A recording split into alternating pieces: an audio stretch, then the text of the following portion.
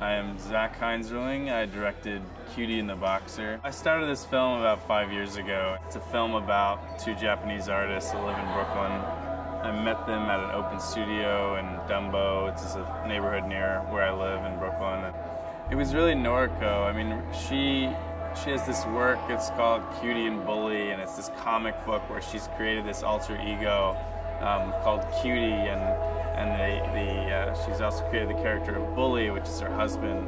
It's meant to be funny, but there's also these really stark and sad scenes in it, and it's based, it's autobiographical, but also through her kind of, twisted lens, and so started getting into her head and really figuring out what that was about, and using it as a real narrative. They're artists, and I think I was able to do things differently. I just had more freedom to manipulate things that in a slightly more traditional documentary I never would have done. And I think I'm interested in sort of creating the same complicated nature of a character that sort of exists in real life that we don't necessarily see. And I think with cinema you have this ability to show someone in a sort of more human way by sucking an audience in to be sympathetic towards them, but also then revealing a less sympathetic side. With a film, and specifically a feature-length film,